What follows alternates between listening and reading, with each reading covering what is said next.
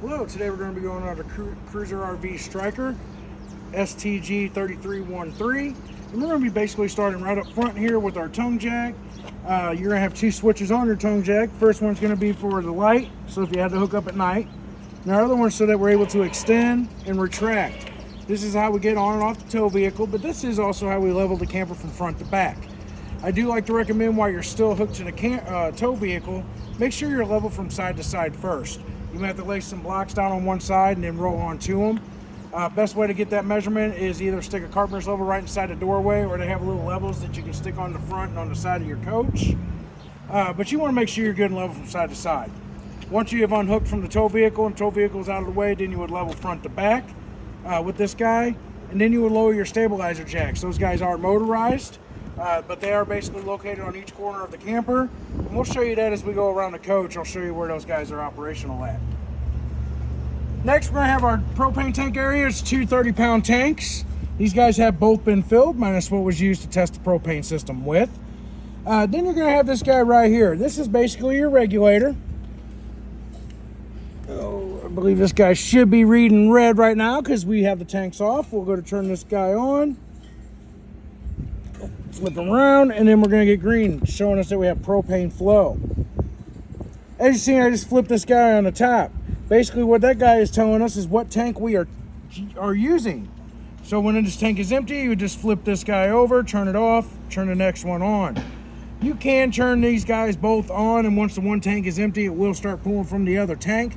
But you ain't going to know that tank is empty unless you come out here and look at this guy, and it'll be reading red because it's trying to read the empty tank.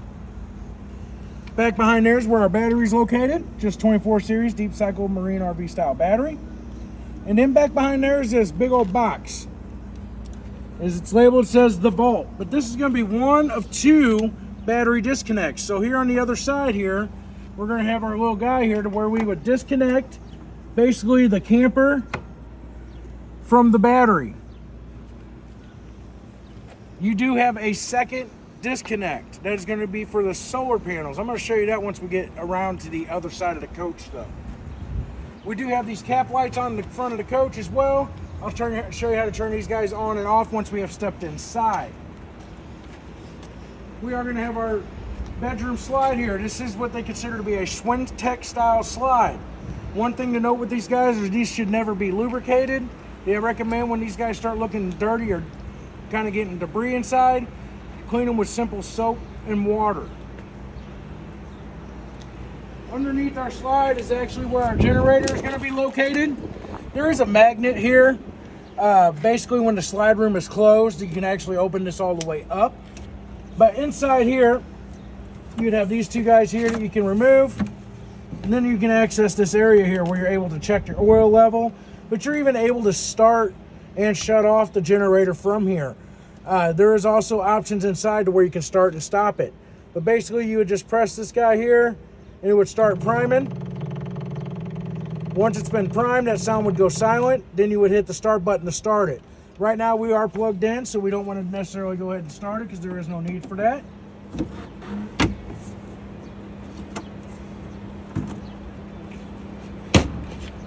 And then this is going to be the exhaust for the generator.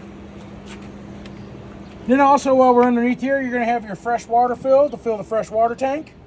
Pretty much gravity fed, so you stick it in there and let the stick the hose in and let it fill. You want to read the monitor panel inside for when it does read full to shut it off.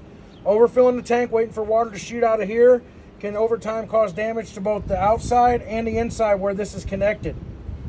You do have an outside spray port. The sprayer is inside in our kitchen sink. Then you're going to have your city water hookup. And it was always recommended with the city water hookup, you want to make sure that you do have a pressure regulator on the water spigot. From there, your options of an inline water filter and then your blue or white water drinking hose. From there, you'll turn it on. Basically, you're about ready to use the coach on the cold side. You just have to wait for the water heater to fill to use the hot side. Then down below, are these guys both here are black tank flushes for the toilets. Basically, I do like to recommend using a pressure regulator as well on these guys. The reason why is because too strong a water pressure can actually damage the check valve on the back side of these guys. But this one, I believe, is our front toilet, and then our other one is our back toilet. All right, so with that being said, you're going to see this guy right here, your black handle. This is going to be for just the front bathroom. Basically the toilet, sink, and shower. Sorry. I had to get a little lower. I forgot about this other guy. They like to tuck this other one here in the back. I don't know if you can quite see that handle down there, but there's a gray handle. That's going to be for the sink and shower of the front bathroom. And then you got your black here for the front toilet. These guys are actually opened at this time. So basically you'll just take it, push it in to close that valve. And then we would do the same on this gray. I'm going to go ahead and do that now. They really got that guy stuffed pretty far back in there. They just like to make you work on your camper. So our other slide here is actually considered to be what they call a through frame slide. Nice thing about this is if these guys start making noises, basically you just want to lubricate these guys. You can use a dry silicone, or I've seen some people use graphite style lubricants. But basically you're going to spray this entire square bar, these guys here, and then the gear there towards the back. You'll do that on both sides.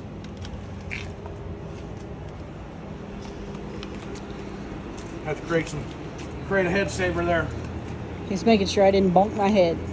All right, so next we're gonna have basically the back of the fridge. There isn't really a whole lot you guys would do inside this guy. It's just meant for basically service only, but you can get in this guy. Just check for like mud dauber nest. Make sure nothing's got in there trying to create nests, things like that. But usually you do want to try to make sure that like dust, things like that, over time you might have to blow this guy out.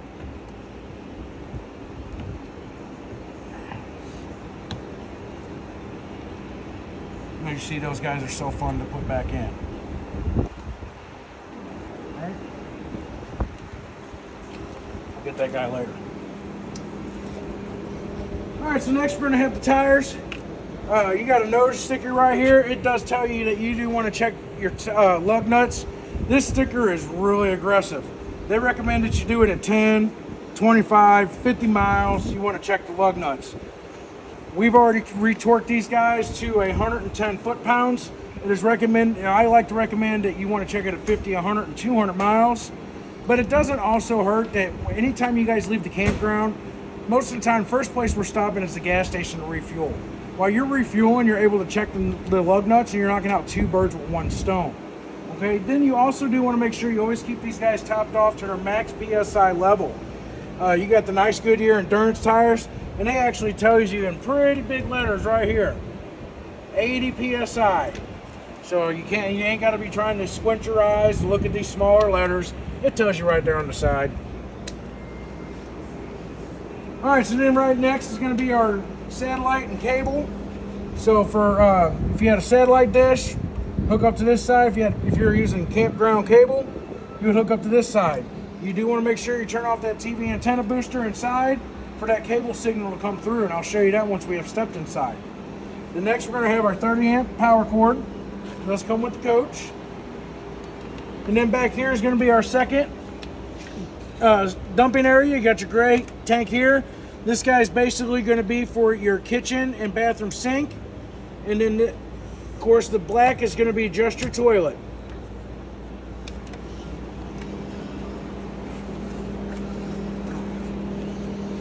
So right up here in this top corner, that's you're going to see that guy in that top corner. You'll see one on the other side in the lower corner. Basically, these are designed so you can open them. So if you have your motorcycle or side-by-side or any kind of toy in there, you're able to open it so it can probably breathe, so those gas fumes wouldn't build up in your coach. Next, we're going to have this where you would basically fill the auxiliary gas tank. So you could have if you wanted to refill your toys, anything along that lines, you can fill this guy up. This is also where you would have to fill so that the generator will operate, because it does run off gasoline as well.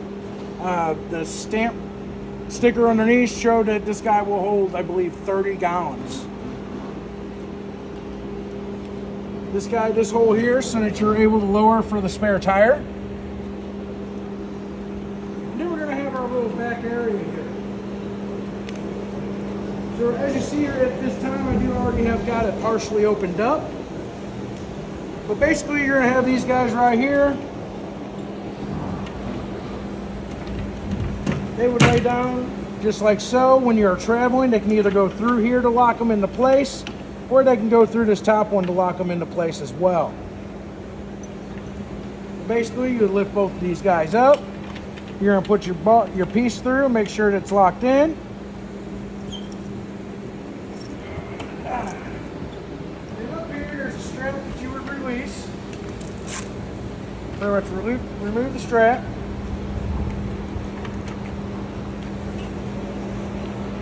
This guy lifts and, oh, what am I forgetting? I'm missing something. Oh, we got an extra strap there. That guy didn't belong on there. Then basically this guy here will come all the way around. When water gets in the way. But No more water. basically, it'll come right over here. You got 2 more pins to lock this into place. Real nice, simple gate area. So now as I'm going through this, you're probably thinking to yourself, well, how am I supposed to get my toys in there with all this stuff in the way? This guy here basically just stays mainly latched to that guy there. And these guys, this here, will get, where was that at? I'm trying to remember where these guys got secured in at. These guys do lock into place here. I just can't quite remember where they're at right this time. Right here. Oh, yeah, we got some Velcro. Oh, no, Velcro's going to be for that guy there. Oh. So, they do secure so that, you know, there isn't no opening, things along that nature. But basically, so when we're going to try to end up bringing our toy inside this guy, what you would have to basically do is you can either remove these guys or you can leave them on here, but you're going to release the cable. Basically, you would just pick this up to take some pressure off, pull your pin, do that on both sides, and this guy will come down to the ground so you're able to roll inside. But as you see at this time, our back area would be blocking that. I will show you in a separate video attached to this on how that system operates.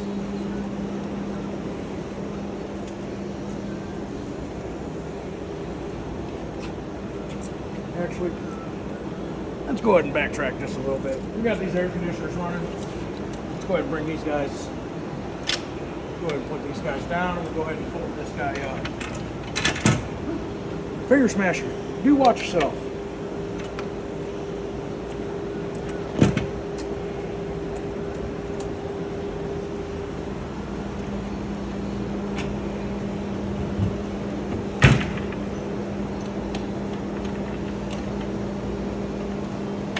So there is 2 other pins there that will go on each side as well. Basically this guy here is just gonna basically kind of walk them up.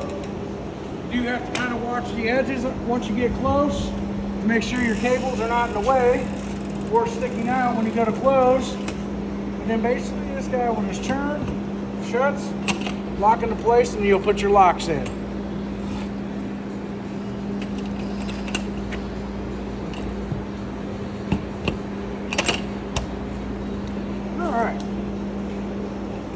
Here's going to be one of our switches for our jacks to extend and retract them.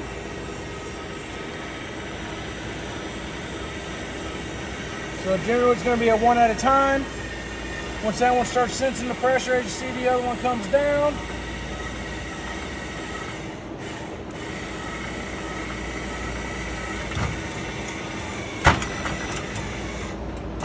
You start to hear that motor bog out, that's when it's trying to say, I'm starting to pick up the camper. I don't need no more. Alright, so that guys are going to go up. As you see, they will sometimes go up together, sometimes they don't. These guys kind of work on however they feel like working.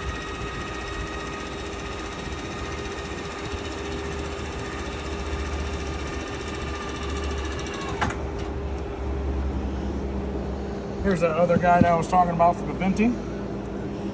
All right, so then over here is where we're going to be able to refill our toys with our, as you see, it comes with its own pump.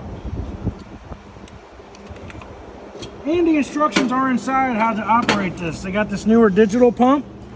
All right, so I got to try to remember that. So I believe you got to push the on button and hold. And then it'll shut to the off position. Oh, am I not doing it right? Probably. There we go. So as you hear the pump come on, once you hit that pump, when you go to hit that off, it's actually a nice little feature. What it's doing is it sends the pump in reverse and siphons all the gas out of this line and dumps it back into that tank. It's actually a very nice feature. It does have its own shut-off timer on it, so after a few minutes, the whole screen goes blank, and then you would have to go through this operation setups to get it to come back on. But once again, in the owner's manual, there is a paper that tells you how to do that. Your camper is key to like, so basically the one key operates all the locks on the unit.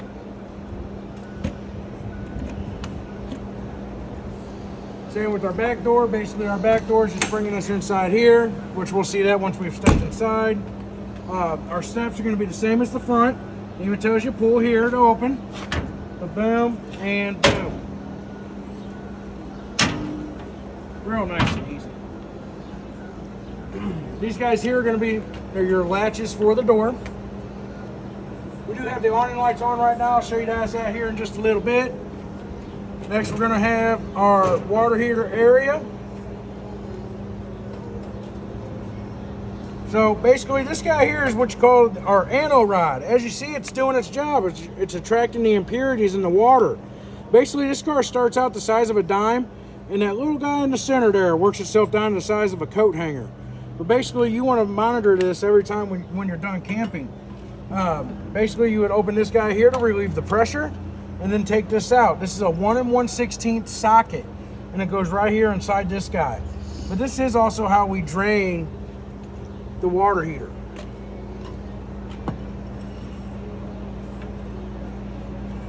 Now this just has a gas electric option on it.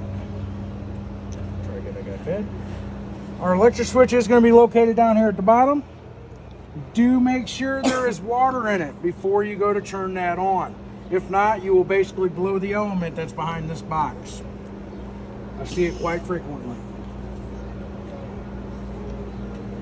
And I'll show you how to operate the gas option once we have stepped inside.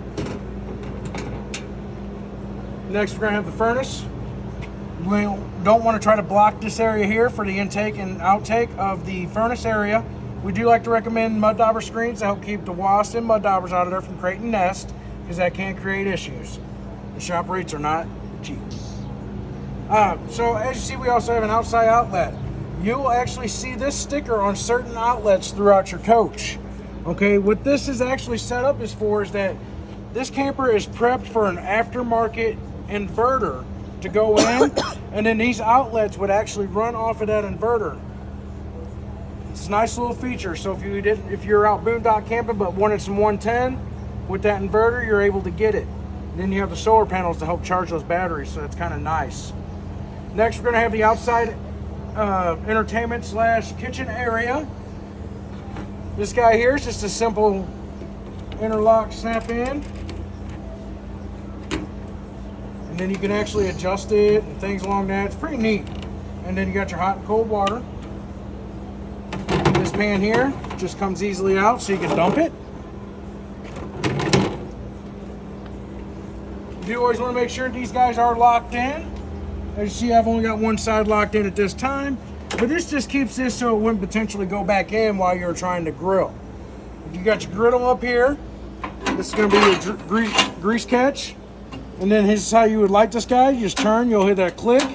Nice thing is you leave this guy off till that burner's lit, and then you'll be able to see that burner, and then it just sits right on top.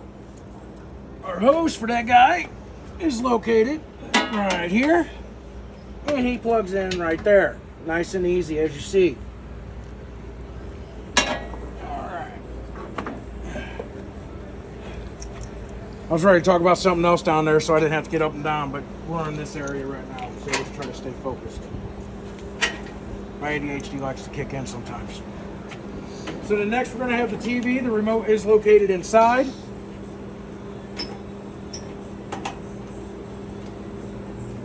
So the remote is located inside on this guy. There are two remotes that are basically identical, but one remote, they're designed and set up for the specific TV. So if it ain't working inside, it's going to be your outside remote. There just wasn't really no good area to kind of store it out here. And then we have our outside fridge. This guy is 110 only. You do have to be plugged in for this guy to have power. And then these guys are just held up by a magnet.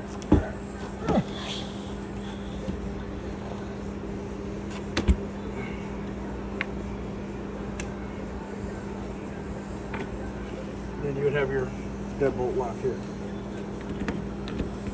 Or your key to lock lock. Do have those outside speakers on so you can hear those guys working nice and good. Alright, as we come towards the front here, as you see, this is going to be our one to operate our front stabilizer jacks. And then inside our little compartment area here, you're going to have some manual crank tools. Yeah, you're in the right spot, I'm in the wrong spot. But you're going to have your manual crank for the stabilizer jacks. This guy here is going to be so you can lower your spare tire and to bring in the slide room for the main living area. There is no manual crank tool for the bedroom slide. This here, as you see, it's labeled for the inverter prep. And then as you see, we have a second battery disconnect, but it's not for the battery. This is for the solar panel. So if you're going to be storing this guy for especially throughout winter time, we don't want that battery to get charged dead. Then you just turn this guy to disconnect the solar panel. It's also good to go ahead and have it disconnected when you are hooked to shore power. So, that way it isn't trying to do too much. But basically the controller there does also monitor the batteries, and once the batteries get below a certain level, it will automatically allow that surge from the panels to come through to charge the batteries. Once the batteries have reached full, it shuts off that supply. But basically that's all that monitor really does. You can usually go into the settings and you can change what type of batteries in here and things along that nature. Then we got our light here so you can see. And then this is set up to where if you wanted to have a tire monitoring system, you can do that, and there's an app that you download for that. Nice little storage compartment though as well. Generally that's where I like to store your 30 amp power cord. Alright, so we're going to kind of step inside, but before we do, since it's a lot easier to see and access, we're going to start right here. So we're going to have a fire extinguisher right here at the entry door. But then we're going to have our control panel. So basically, first thing, it'll show you your battery status. But then you got your fresh tank, black 1, black 2, gray 1, and gray 2. Then you got the water pump. You're only using the water pump if you're using the fresh water tank. If you're hooked to city water, you do not need them. And then your switch for the water heater on gas. The next we're going to have our entry lights. Our first auxiliary right here is going to be for 2 LED lights on the back above the deck area. Then you got your cap lights, our little porch light, our awning lights, and then this guy here is going to be for a little security light that was on the side. And then our other auxiliary switch right down here is going to be for the same LED light on the other side. More or less they're like a scare or security light. And then after that, you got your slide room 1 and 2. 1 is going to be your main, 2 is the bedroom. And then to get to bring your awning in or out. Make sure our door. Just want to do a discount double check, make sure our door ain't in the way of the slide or our awning.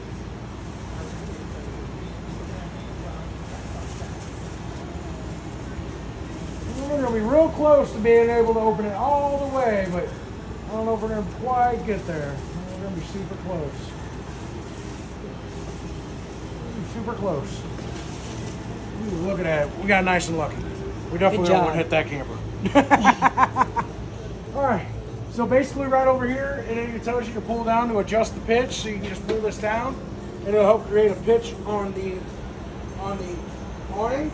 It's meant to be as a shade protectant, They do recommend if the coach is going to be unattended, you should be bringing it back in. You just never know when a strong gust of wind or a pop-up storm can occur. All right.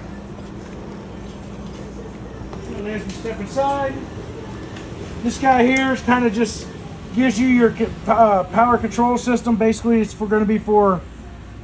We've got a 30 amp service, 20 amp, 15. You can change the different options, and then scroll for water heater shed. And so there's just a bunch of different things going on here. But basically, you just really read the manual for a good understanding on that guy. Usually, I mess with that guy or see more of that working when the generator is being operated. All right, first we're going to have our bathroom area here close to the bedroom. We got our lights, and then we got our guy here to open and turn on. You got two different switches: turn the fan on, and then the other one's to open and close the vent lid.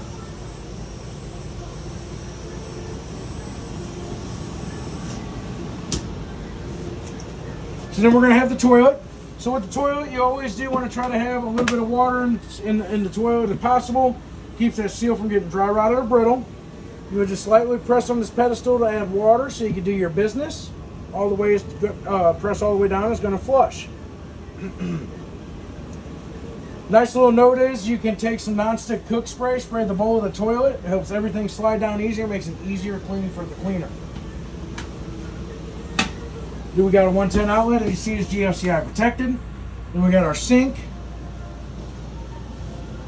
our medicine cabinet area.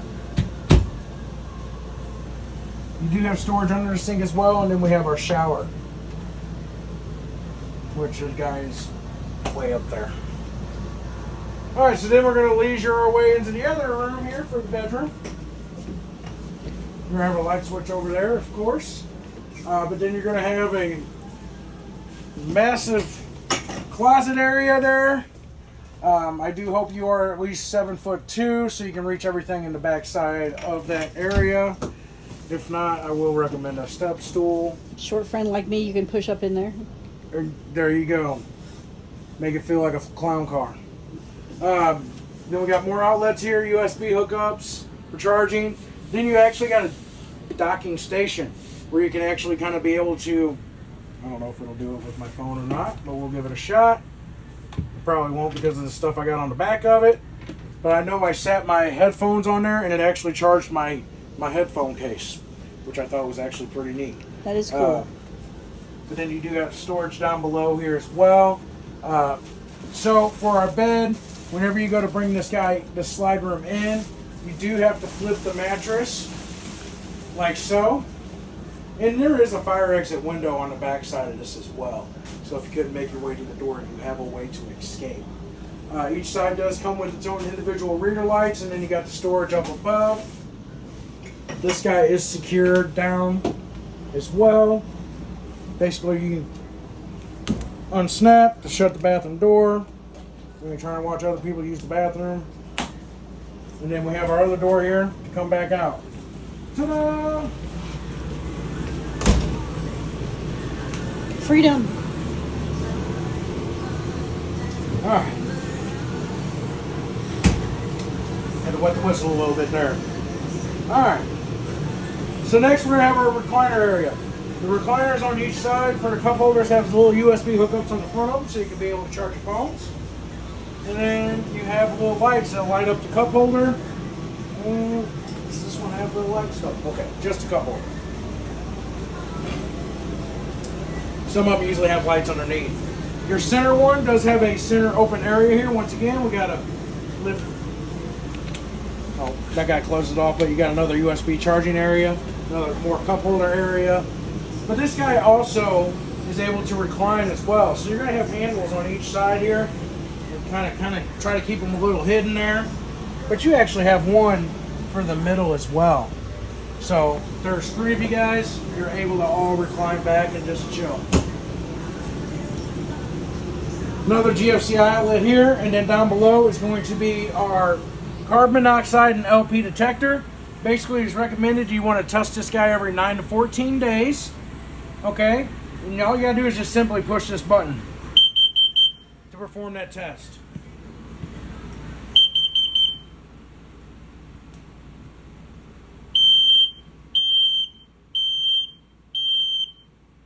And as you hear, that guy can be pretty loud, but you do want to make sure that guy is properly working. I have seen these guys usually last anywhere between like 7 to 10 years. I have seen them go out before that. The nice thing about this model is it actually has its replaced by date on the front here.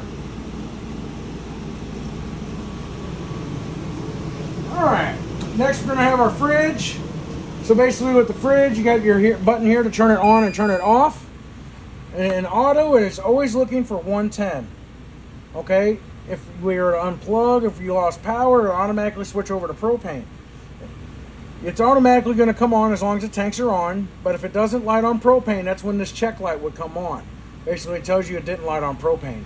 You just want to check, make sure that we didn't forget to turn the tank on, or is the tank possibly empty. You can also turn it to just gas if you want to by pushing the button there.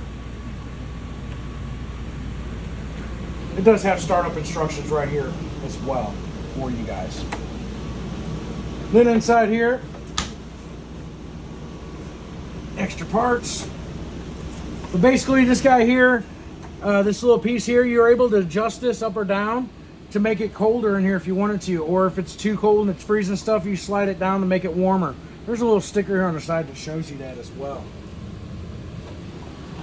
And then you got these nifty little guys. Basically these guys are, whenever you are done camping, you've put it in the storage lot, you're going to basically put it in there just like this, and it'll sit in there to keep that door propped so that way it can vent out and it won't create mold. Never do it while it's, only do this during storing, not while you're traveling, because as you see, it just easily pops right open. But there is 2 of them for the freezer and fridge. Alright, we'll come back to that other half of the coach in just a little bit. Basically, we are going to step into the garage / extra living area. You do got storage up above. We'll come back to that wall in just a second. We are, like I said, outside. We are going to have a separate attached video to go over our couch and bed area. It does come with 2 different length tables. One's a wider table and a little shorter, while the other one's a little more narrow and longer. But basically, you are given your options. Whenever you can set those guys up in here if you wanted to eat, things along that nature. I didn't get a chance to show you these guys here. Basically, you unclip these in the back. They roll down. They're velcroed on each side and a zipper, and that's going to be pretty much like your little garage door there. So you can have the patio area open, and that way all your air conditioner air is not escaping. Then we have our secondary bathroom. Basically, you have just your toilet and your sink. So, with that being said, so we've seen the one in the front bathroom. It had a nice fancy motorized fan and all that for the vent. This one does not. This is a manual. So if you are not tall, I would recommend that you would have to need a step stool to be able to access it. I just want to point that out to you. I ain't trying to hide it from you. Alright, then we come around. As you see here, it's labeled so you can install a bracket to put a TV up. As you see, it says LCD TV mounting bracket location. Basically, you're not trying to put a heavy TV on here. It needs to be trying to lightweight. Same thing with the mount itself. It needs to be trying to be lightweight. Too heavy, as it's bouncing down the road, those screws can just pull right out of the wall. Then we got our light switch to bring our bed up and down, and our couches. Basically, let's see here. I can go ahead.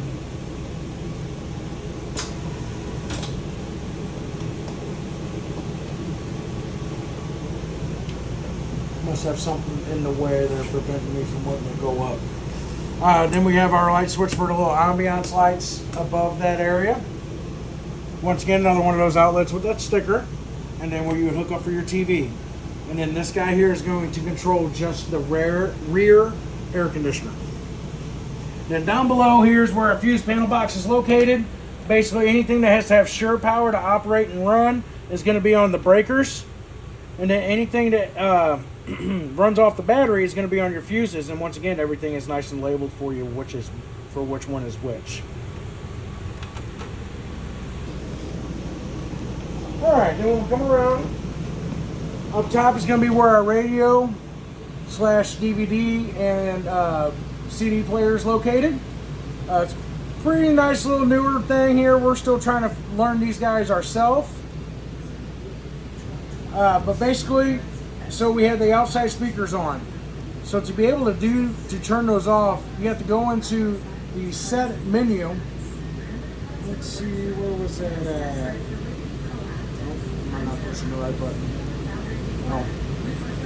Like I said, I'm still trying to figure these out. I forgot the touch screen. Let's go to, no. Settings.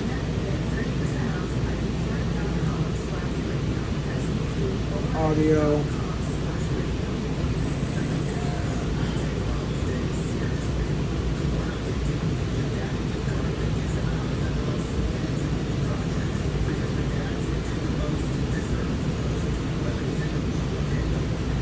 As you see, I'm still trying to learn this myself. But the instruction manual is in there for this as well, to get a good understanding about this also. Is that where I'm at? Nope, that's not where I'm at. No, okay.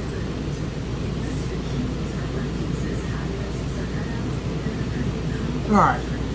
Like I said, I would probably try to recommend looking through the manual. I don't want to try to misinform you guys on telling you how this operates and it's incorrect, okay?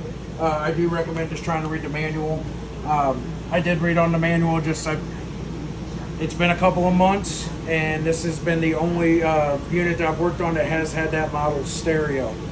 So I do apologize for that. We're gonna have our other thermostat with this one here.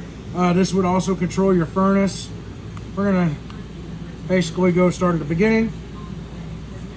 Auto for the fan, which you can have just low or high. Do like to recommend auto. And if the fan is in high or low, and you go to turn the furnace on, the fan on the air conditioner is liable to come on and run while the furnace is running. So you always want to make sure that's in auto.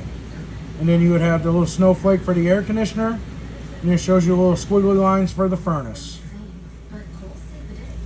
And your furnace ducting is going to be located on the ground. They're all going to be like the black looking vents. And then of course all your air conditioner ones are the white ones on the ceiling.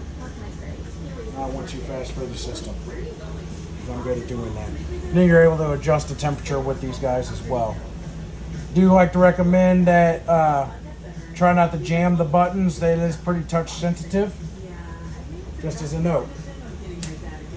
More ambiance lights through your switch right here. You got another light here, and then you got your little amplifier here where you can do a little fine tuning if you really want to try to rock it out. This is going to be our owner's bag. Like I said, most of the manuals for the appliances and everything's going to be inside this guy here. As you see, we've also got our remotes here. I make sure I try to remove at least some of the batteries so the batteries wouldn't die on us from just sitting in the bag.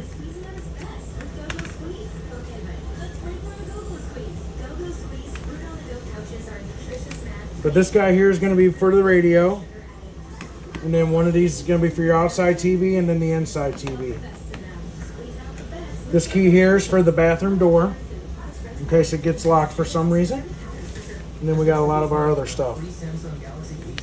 It's all in here, including the manual for the generator. Okay, I do recommend trying to read these manuals.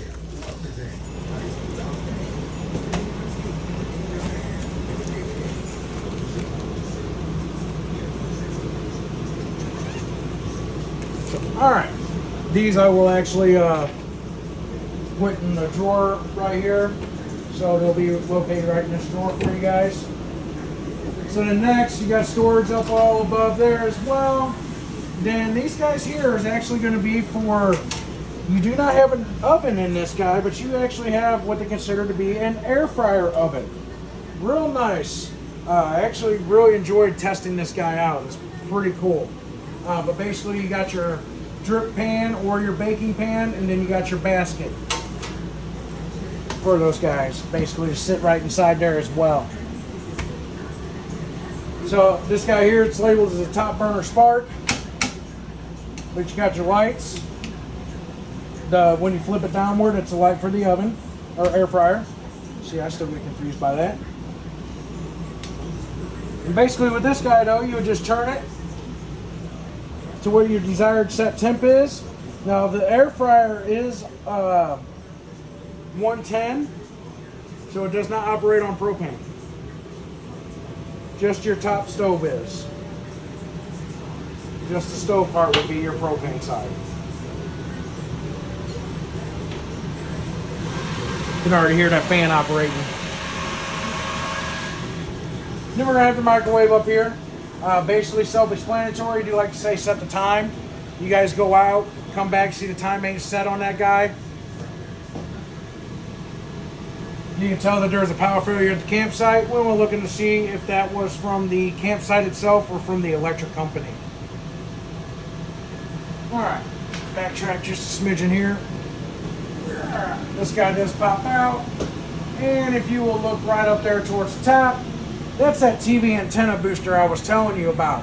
So right now that light is on, so it's showing you that the booster is on. So for that cable signal to come through, you would push this button to turn that signal off. When this is on, the antenna is considered to be the primary signal source, and you got to shut that off for that cable signal to come through. Now I just got to try to remember how this guy tries to go in. Oh, did it the wrong way. And that guy will lock in first round. Alright, and then we got our sink area. Fancy, real nice looking shower or sprayer end. This is for that outside sprayer I was telling you about. And it comes with a nice little end on it. And then you got your cutting board. Nice thing is there is actually two sides to this cutting board. So what I always like to say is use one side for cutting, and the other side is the nice side for when your friends and guests come over. So that it looks all nice and pretty. And then, let's see, I believe from there, we have made our way back to the door. So hopefully this was knowledgeable and informational for you. If you guys do have any questions, please feel free to call us, and we will do our best to answer those for you over the phone. Thank you and have a wonderful day.